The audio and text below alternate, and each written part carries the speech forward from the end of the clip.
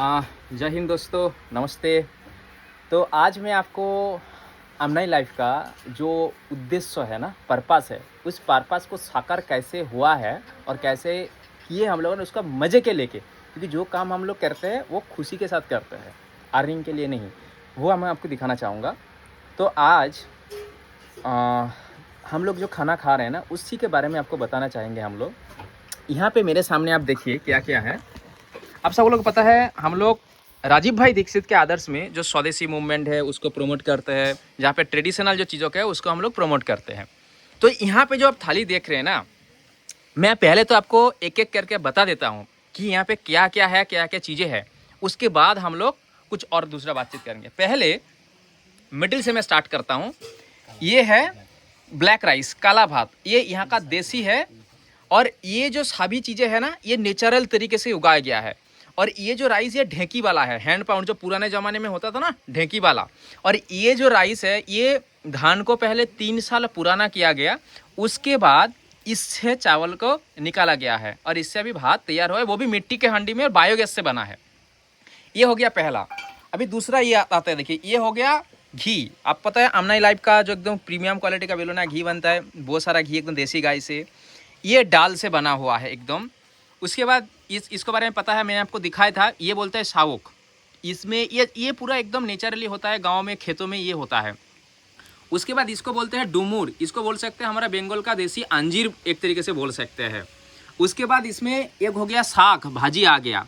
इसमें एक भाजी है, ये जो भाजी है इसको बंगाली में बोलते हैं चुई झाल। ये सारा पेट के लिए बहुत लाभदायक होता है। उसके बाद ये हो गया चाटनी। चाटनी में क्या क्या है, चाटनी में पुदीना का पत्ता है, उसके बाद आपका आम अदरक है, इसमें काली मिर्च है, इसमें पिपली है।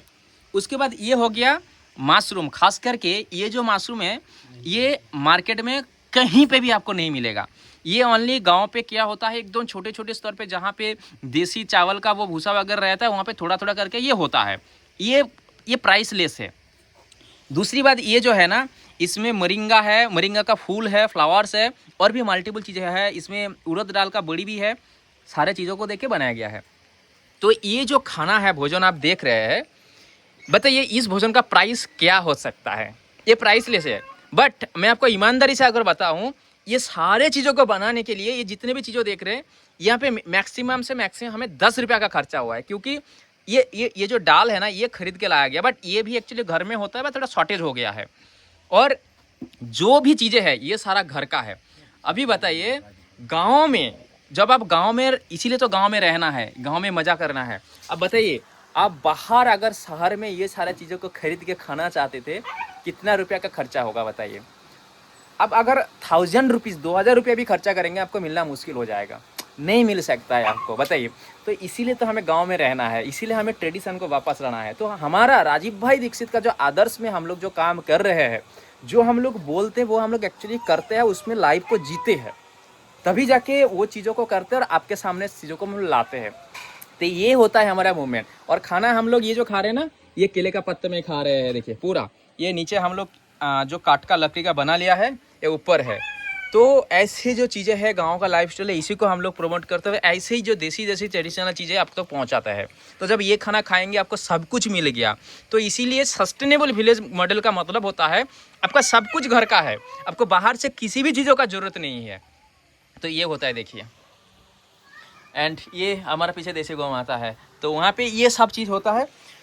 तो इसीलिए गांव में जीना है, गांव में ही रहना है, और गांव में ही हमें मरना भी है। तो इसीलिए शहर में हम लोग बिल्कुल नहीं जाना चाहते हैं। अमनाई लाइफ का जो भी काम होता है ना, वो गाँव से ही संचालित होता है।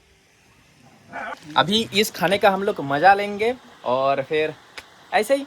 तो मैं तो हर किसी को कहूँगा, अपने जो घर है ना, उसमें एटलीस्ट आप छोटे छोटे स्तर पे जो भी है कुछ उगाने का प्रयास कीजिए और देसी तरीके से अपनाने का प्रयास कीजिए। जो केमिकल फ्री होगा, एकदम नेचुरली तैयार होगा, वही आपको स्वास्थ्य को अच्छा रख सकता है। और जब आप खुद से करेंगे ना, प्रकृति के साथ जुड़ेंगे, तो आपका मेंटल कंडीशन भी अच्छा रह सकता है।